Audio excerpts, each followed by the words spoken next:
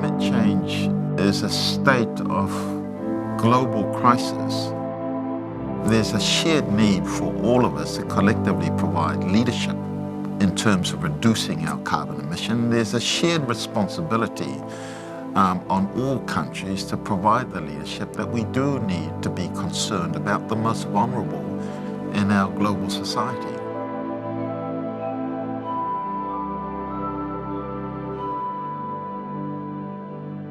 I remember when the tsunami hit Samoa, I think 2013, the elders said that we were being chastised by the mother of the oceans. If there's a hurricane that hits the Pacific, the elders also refer as the sisters are not happy with the people of the lands. And so there's that constant, intimate relationship in a spiritual sense with peoples and lands in the Pacific region. And there are no borders when we're talking about families. The ocean connects everybody, so it's shared. From that perspective, we all equally should be treating the ocean like our own personal thing in terms of the care that you give to it. Whether it's in New Zealand or in Fiji, we should provide equal care to its use and be considerate of the other uses beyond your own boundaries. Climate change is very threatening to human civilization as we know it because the impacts are already being felt, but they're going to be accelerating over the course of the coming decades. So it involves sea level rise, and you have to remember most humans live very close to the sea. Most of our cities are located by the sea. It includes increasing droughts, and we live in a world where our global population is increasing and our arable land is decreasing. Massive storm floods that you see in some parts of the world. And you're seeing an increase in the severity and in the frequency of our cyclones that happen in our kind of usual cyclone season, but there are kind of more of them happening, and they're much more severe than they have been historically.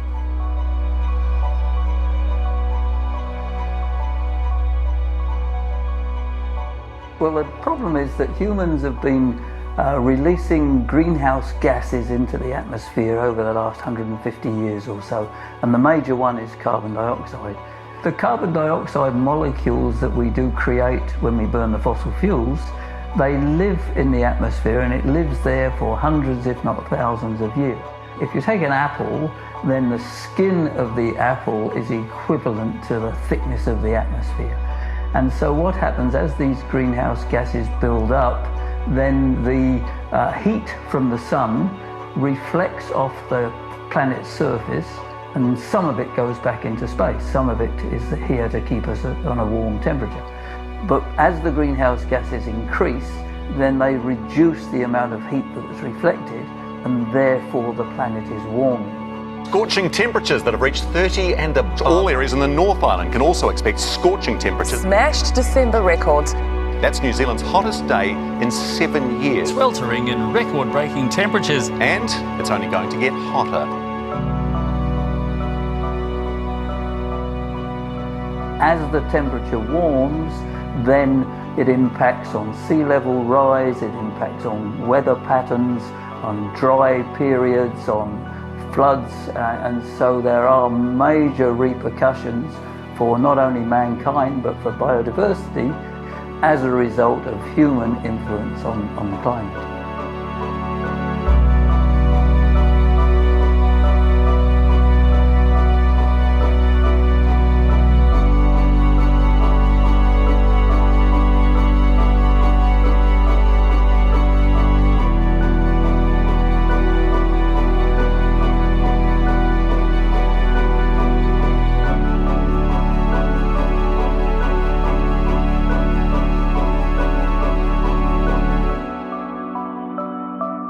Quite a substantial fraction of the carbon dioxide that we've put into the air over the last century or two has been absorbed into the oceans.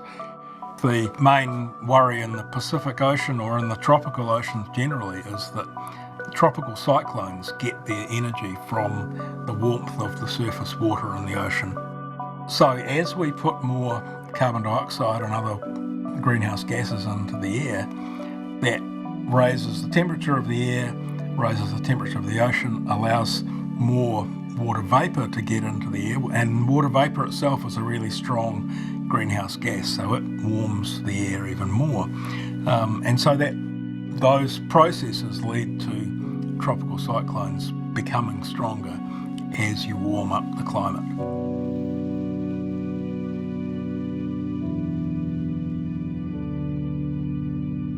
Threats come in different forms. We have the very extreme events like cyclones, storm surges, floods, intense rainfall. These extreme events, we live through them every year, so it's a lifelong experience. But for communities that do not have access to, tools, information, and all that, it comes to them as a surprise, and they're often caught by surprise in terms of the impacts of those climate events.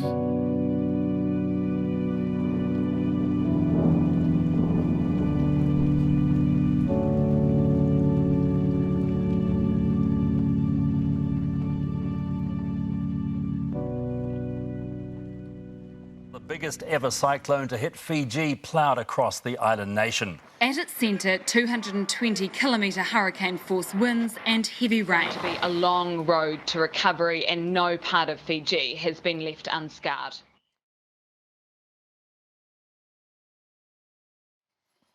I wasn't really scared. As a pastor myself, I felt a responsibility on my shoulder to see that the whole village are looked after properly.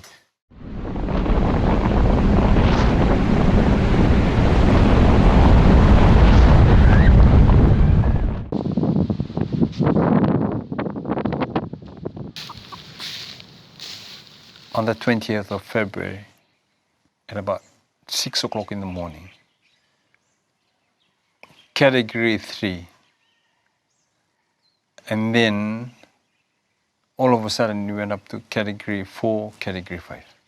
It was low tide, and all of a sudden it became high tide. And I told my wife that this is not a good sign. It picked up all of a sudden. We weren't ready for that. And then all of a sudden my wife screamed, said the kids they were getting waves in their house. So I bring one big bucket. I put all the warm clothes inside and some raw food, the rice and the dal. Then I tried to go back to Jim. When tell him if he could come and help me taking the kids to the highland. Then we went up to that mango tree up the hill. By that time, our children was very hungry. I was telling them, if you guys want to eat, there's no food right now. The only thing you can do is just drink water and wait for the cyclone to come down. Then we can search some other places for us to go and cook some food for the family.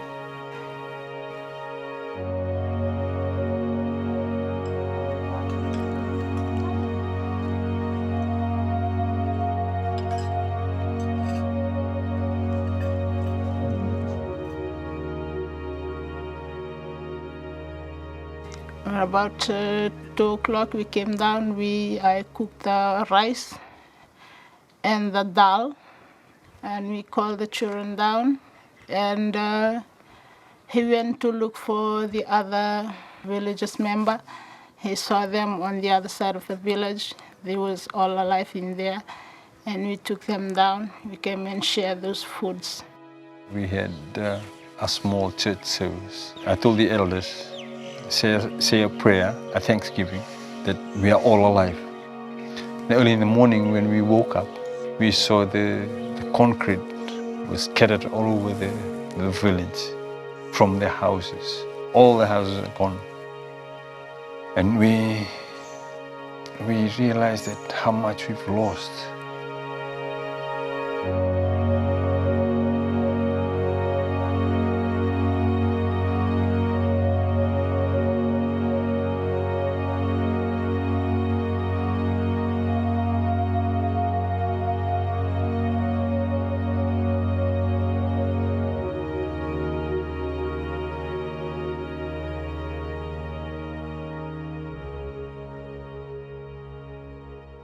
Their islands are simply becoming uninhabitable, and that of course means that their cultures would be lost, their music, their languages, and it's a tragic situation.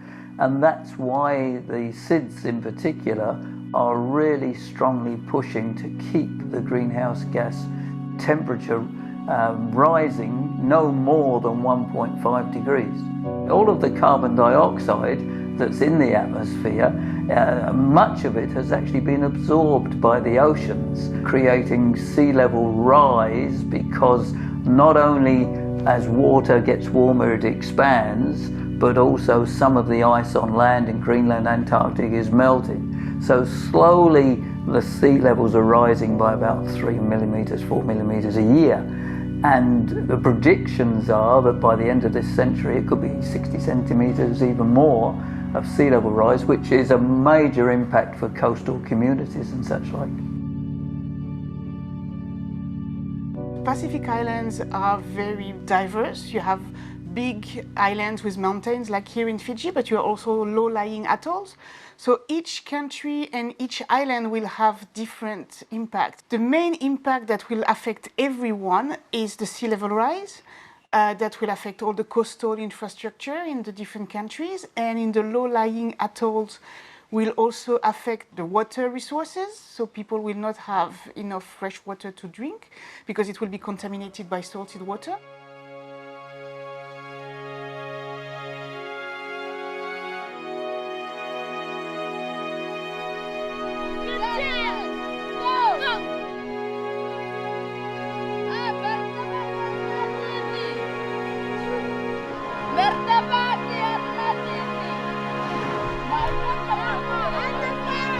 Ao na tina, ao cikar na lubengo, ono na lubengo.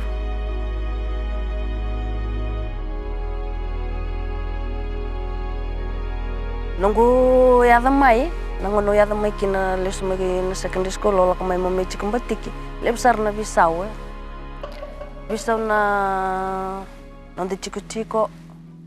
Nangona lako thaki chuku mekina na nuku na buni kaurate chuku matasawa oire na tosu sombu chuku ngaya ni na sa tosu sombu chuku ngaya na buni kawe na levu ni nuku sa tosu thaki chuku ngamai na ua kota chuku mai na levu ni nuku kota thaki chuku mai na buni kaurate chuku matasawa sa tosu chuku ngaya ni rai.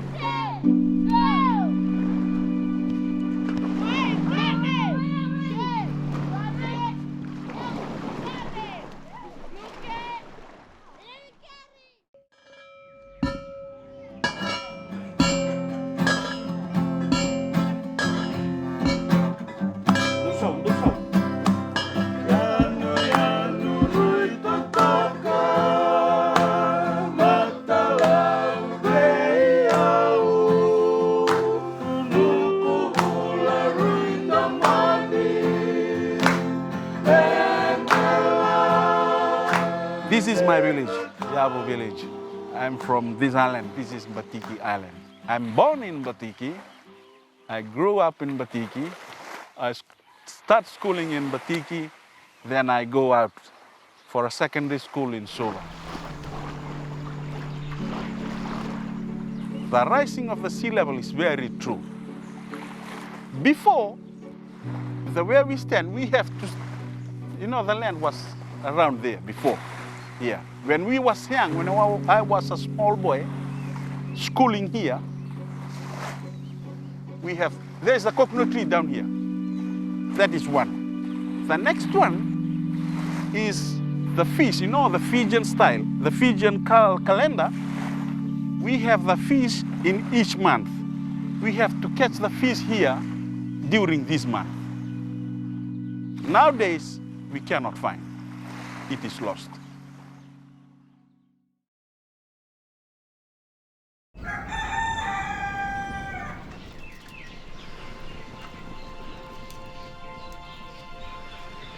I wake up early in the morning at 5 a.m. I start with my family jobs. I'm a mother, and I do many works in the family and in the village. And this year is my 17th year on Batiki. When I came here, I used to go fishing, used to catch many big sizes of fish. In Batiki, we usually eat fish is the most.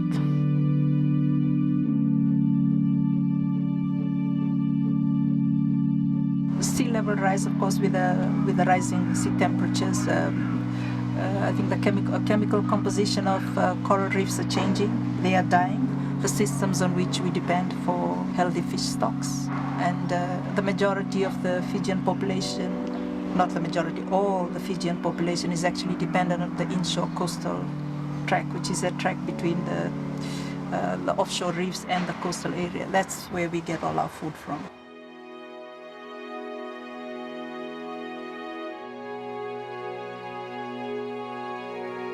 Me dona Batiki vinaka, dona kani vivator da kitaki, baletirna luvei ki mai mira lako chuka eningo. Auna vinakata me levu mai na tauni uda, me tawa levu na tani, na woloko me sa rauta, me sa kuini lako tala mai vi ke mami. Ke mami sa masu chuka valeu, me kota la dangi lamba, kota la narakida. I think developed countries have to cut back on their carbon emission to the level that's been requested by all the countries under the Paris Agreement. If they can do that, then I think all the effort we are putting into managing those impacts that we have control over will come to something. Otherwise, it will all come to naught.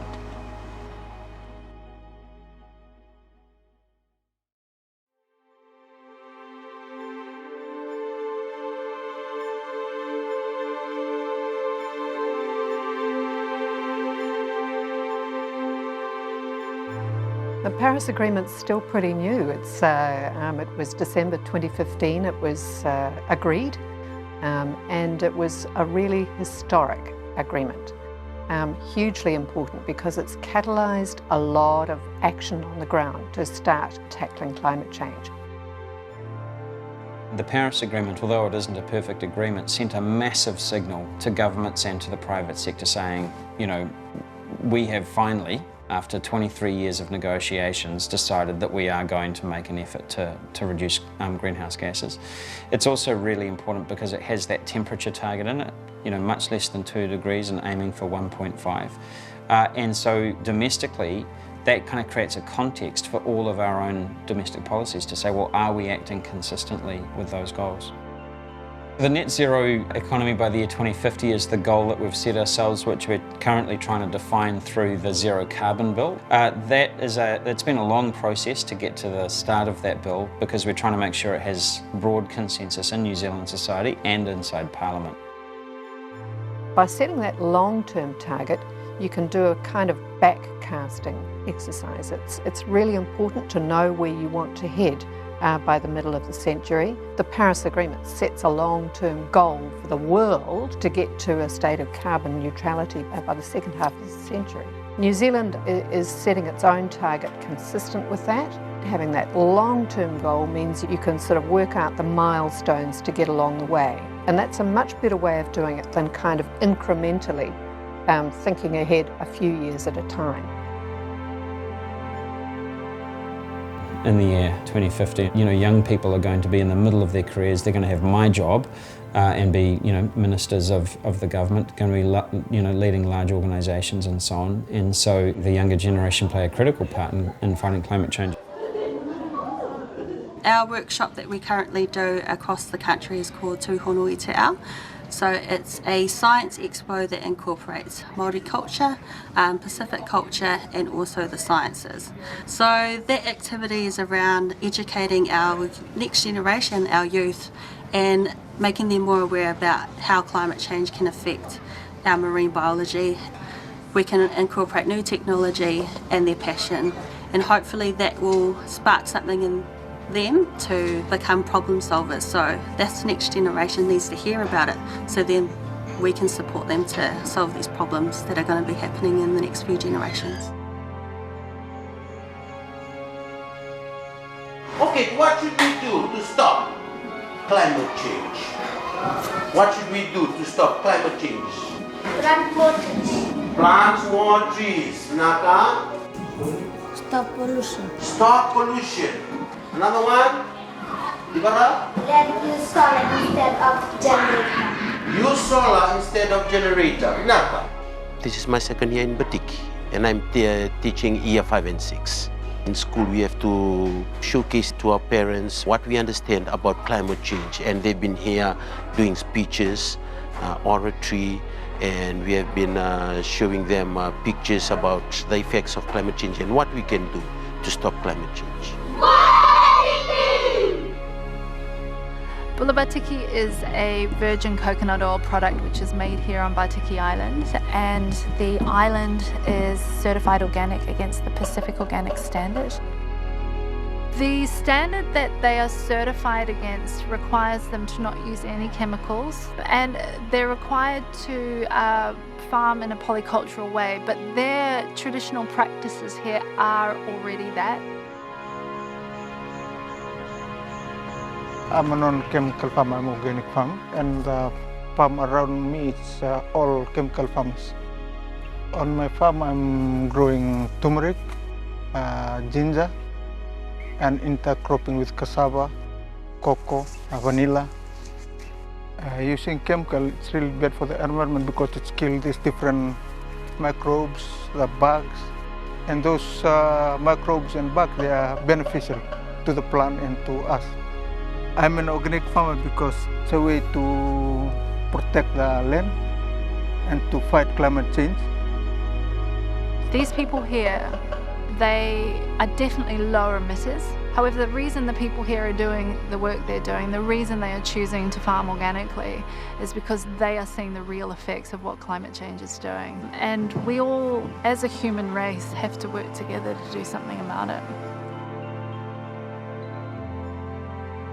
In terms of how we directly support our Pacific neighbours, actually the main thing that we do is through our aid program, and we prefer that they lead on what that looks like. So far, what they've said that they want help with is moving to solar power. That's where a lot of our efforts have been. It was a number of years ago, we looked up into the Pacific and we could see that their power systems are pretty much all diesel, which is the most expensive and the most carbon intensive form of electricity generation there is. So we pitched an idea that we could go up there and take our renewable energy expertise, and really pleasingly we worked with the government, the New Zealand government, the Tongan government and the Tongan Power Company all collaboratively, and built the first grid-connected solar power station in Tonga. Then they've built probably 3 or 4 more solar power stations across their island group since then. So we always thought that was a flagship project to show what was possible, and that this technology could be incorporated into a small island state. Governments are sending the political signal that action needs to be taken on climate change, and the private sector is now starting to build that into their business decisions and to respond. And the more that happens, the more the political momentum to take action can be sustained and built. The government has said that we would like to get to a fully renewable electricity generation by 2035.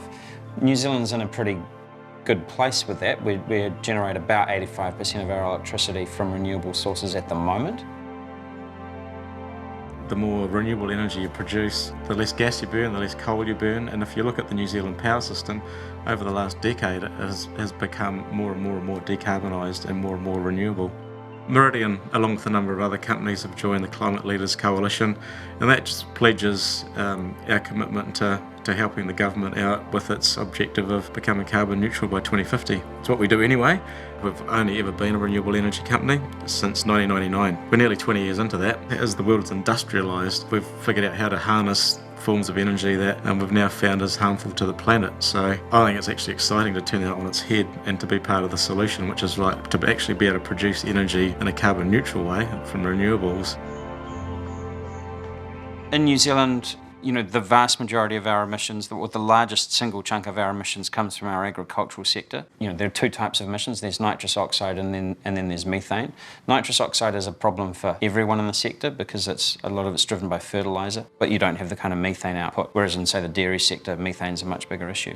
The kind of policy settings that you might have in place could actually vary based on the industry sector, whether it's, say, dairy or sheep and beef or horticulture and so on. So one of the things we've got to do is take account of how the industries themselves work.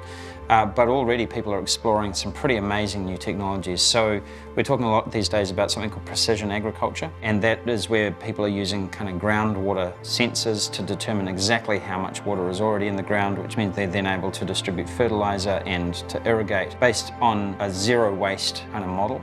AgriOptics is a precision agriculture company started by myself and our daughter when we were looking to advance technology and be able to use it on farm here in New Zealand. It's really around being able to capture data, turn data into something that's useful and turn that into something that can go into the field and be able to be used to site-specifically apply fertiliser and map soils and those sorts of things, which really, from a farming or a production system point of view, everything starts with the soil. It's about demystifying some of the technology and making it very useful. Certainly the things that are in the Paris Agreement drive what we do, understanding what the climate change issues are and what the mitigations might be, for us are important. I think New Zealand's very lucky. We have so many different production systems. Some of the best farmers in the world and food producers are right here. This is a way to actually keep them ahead of the game. I absolutely do believe that New Zealand can lead towards a more sustainable future, as can other small countries. So our total emissions are something like 0.17% of the global total, right? So it's absolutely tiny. So you would think, therefore, that we don't have influence. Actually, we can and we do, because we are leaders in the agricultural space. If we set the goal of becoming a low emissions economy and that we lead with agriculture, actually, if we can work out how to produce low or zero emission food, then actually that becomes valuable to the whole rest of the world.